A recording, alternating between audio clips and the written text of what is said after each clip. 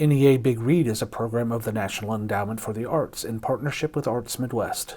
Local sponsorship is provided by the Muskogee County Friends of Libraries.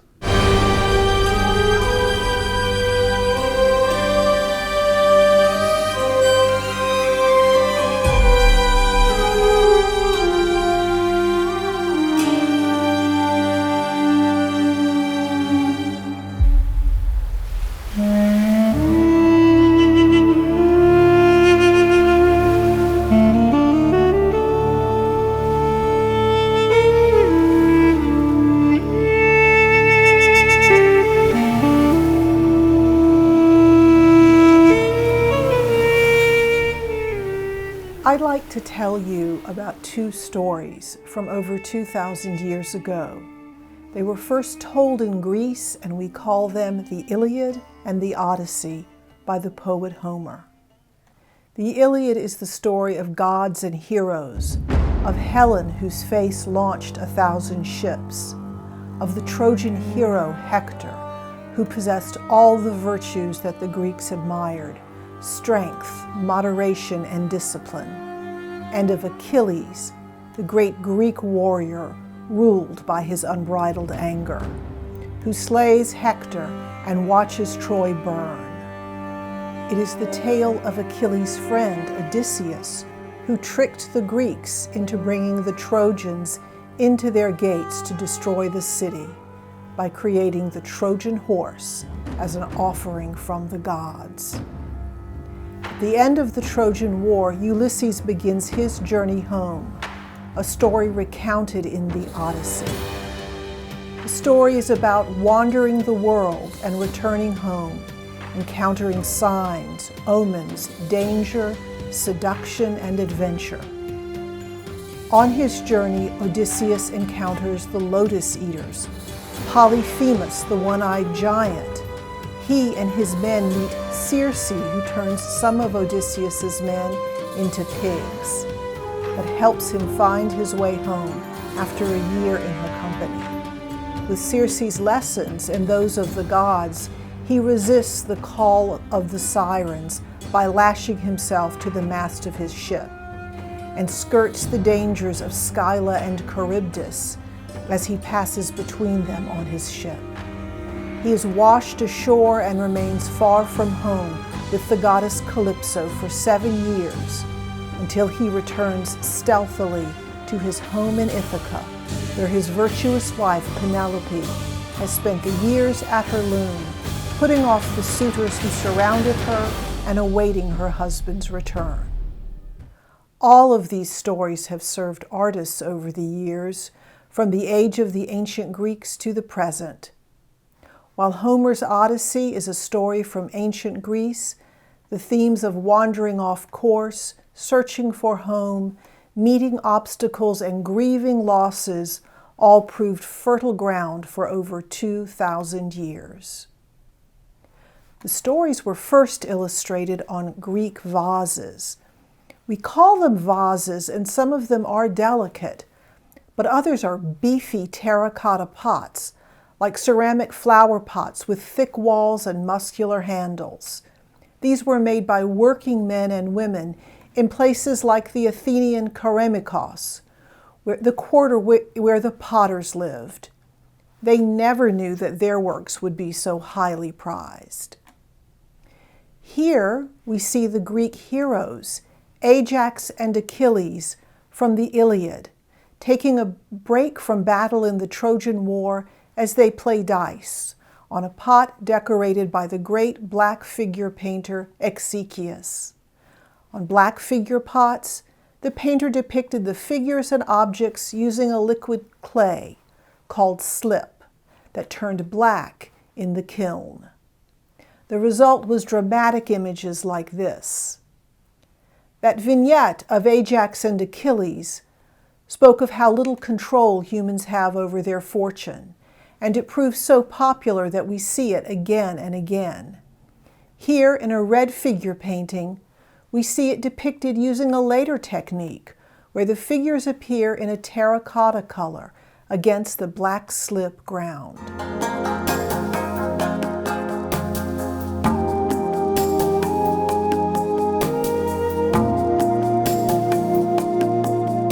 Later in the Trojan War, we see the epic battle between the noble Trojan prince Hector and the Greek hero Achilles, who defeats him. Achilles took the body of Hector and dragged it away behind his chariot, dishonoring the corpse that Hector's father, the Trojan ruler Priam, came to reclaim from Achilles. The story of Hector proved so enduring that the great French painter Jacques-Louis David chose it as the subject for one of his most important early paintings, Andromache Mourning Hector, where we see the body of Hector laid out as his wife Andromache holds their son as she grieves. Such stories of dedication to the family and the nation were powerful stuff in the 18th century that looked to Homer and the art of the Greeks for inspiration.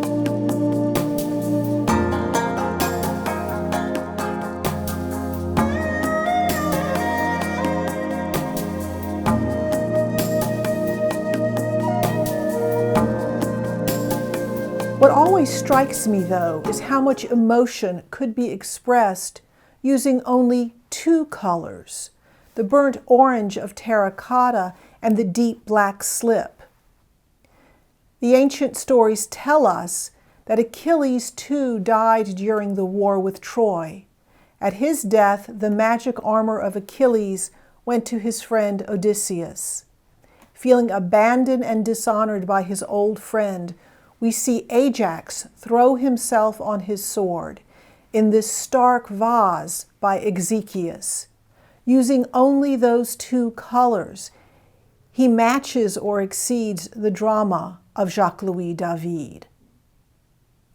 Now, the fall of Troy proved fertile ground for the imagination of the American artist Romare Bearden, who took on the story of the Odyssey in his 1977 series, A Black Odyssey.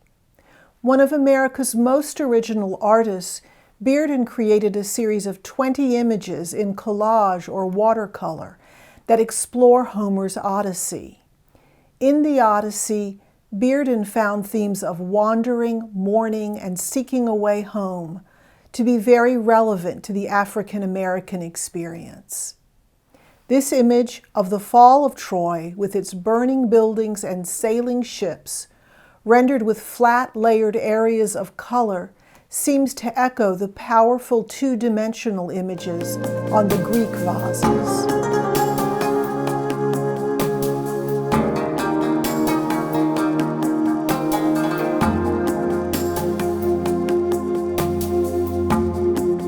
Now, Odysseus survived burning Troy and the aftermath, but Poseidon, the god of the sea, would not let him return to his home in Ithaca so easily. For years, Odysseus would wander the seas trying to return. Artists found inspiration in Homer's Odyssey that equaled their fascination with the Iliad. The inside of this ancient Greek cup shows Odysseus sailing on a wine-red sea as he tries to return home to Ithaca. His encounter with the one-eyed giant, the Cyclops Polyphemus, offered a Greek artist inspiration for this remarkable depiction on an amphora. Here we see Odysseus and his crew attack Polyphemus, blinding him with a spear, as above them on the neck of the amphora, two large eyes look out at us. A few centuries later, the Romans showed Polyphemus on a spectacular scale. Excavated in the 1970s, this colossal first-century sculpture of the blinding of Polyphemus was created for the palace of the second Roman emperor, Tiberius, for his villa on the Amalfi coast at Sperlonga. The group sat on an island within a watery grotto where the emperor dined in a fantasy environment on the shores of the Mediterranean where Odysseus once sailed.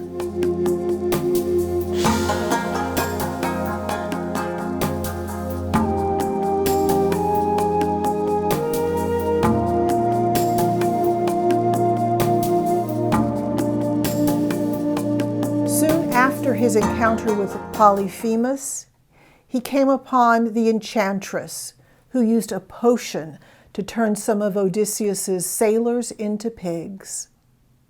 On this Greek crater, a pot created to hold wine, we see a man transformed into a pig following behind Odysseus, who pursues Circe as her crater that held the potion falls to the floor.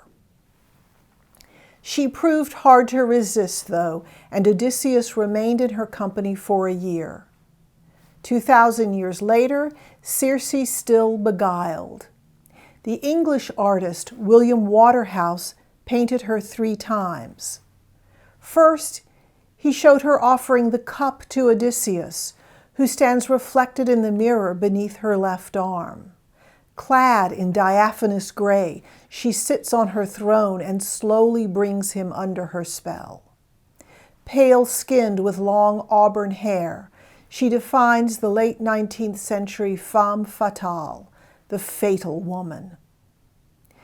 Circe also appears in the Roman poet Ovid's Metamorphosis, where she transforms into another character from the Odyssey, the sea monster Scylla.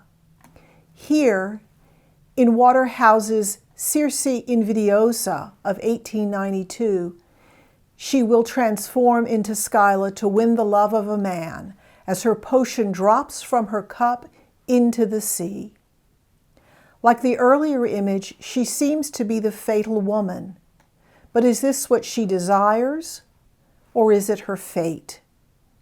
Perhaps seeking knowledge is her downfall, for here in The Sorceress from 1911, inscribed Circe on the back by the painter Waterhouse, she is shown seeking knowledge. It reminds me that Homer's Circe, whom he called the dreadful goddess with lovely hair and human speech, advised Odysseus to seek knowledge by visiting the underworld, something no mortal had ever done. Doing that, he may learn to appease the gods and discover how to return home to claim his kingdom. I think of Circe as a woman seeking knowledge and power when I look at photographer Julia Margaret Cameron's Circe from 1865 as well. Cameron photographed her family members and hoped to elevate photography to the level of all the other arts, with images that were taken from classical literature and other subjects. Here, the grapes wreathing the girl's head represent the potions of Circe. Cameron inscribed the image, "Who knows not Circe, daughter of the sun?"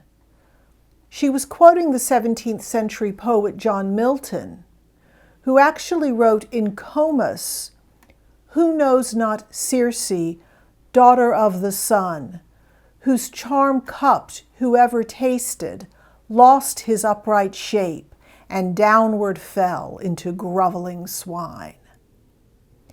In so many ways, this image of Circe reminds me of Madeline Miller's story. Now, Romar Bearden, too, showed us a new Circe for the 20th century, as Miller did.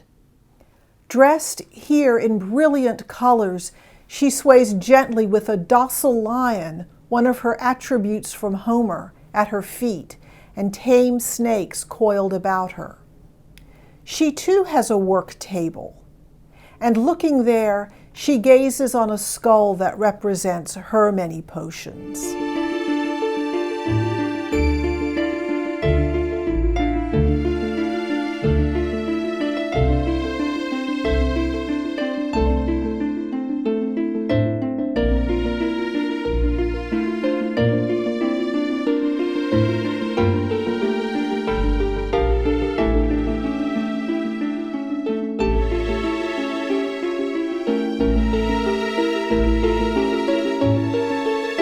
Now, Odysseus did finally return home.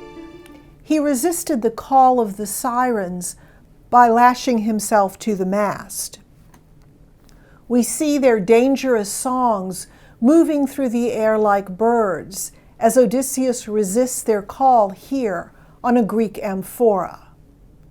They call to him as well from the land in this work by Roman mosaic artists who depicted his journey using thousands of small pieces of tile, tesserae, showing us the man, the ship, and the sirens who lured so many sailors to their fates.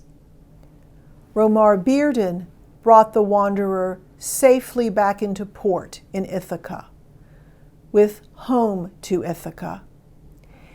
Instead of showing Odysseus asleep and sneaking into his home port to learn what had happened in his absence, Bearden shows us a triumphant man standing on the bow of the ship as his home comes into view.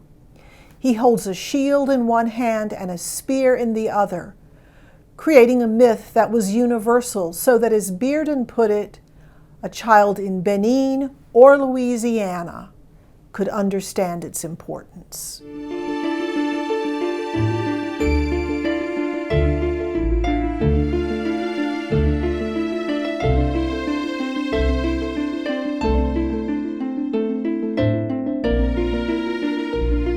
But the story doesn't end with Odysseus. Waiting for him at her loom day in and day out has been a woman very different from Circe, Odysseus's loyal wife, Penelope. Surrounded by suitors who hoped to take her and all of Ithaca, Penelope, waiting, weaving by day and undoing her work by night, telling the men around her that she would marry when her weaving was done. Here we see her at her loom with her son, waiting year after year for her husband's return. Her waiting and her weaving kept her free from the bonds of another marriage and kept their kingdom intact. In 1994, the artist Janine Antoni created Slumber and showed us her version of Penelope's loom, with a blanket woven from shreds of her nightgown on the floor below the threads of the loom. Antoni wondered, what if the adventures of Odysseus had never taken place, but were instead the dreams of Penelope? What if we've been telling Penelope's story, as Madeline Miller told Circe's tale?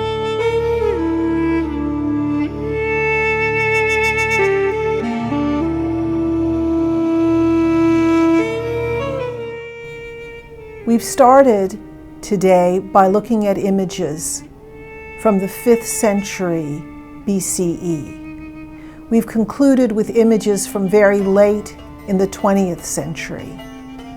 And we, of course, have Madeline Miller's masterful tale of Circe. I think there can really be no better tribute to the universality of the work of Homer than the work that we've seen today and Madeline Miller's book. Thank you.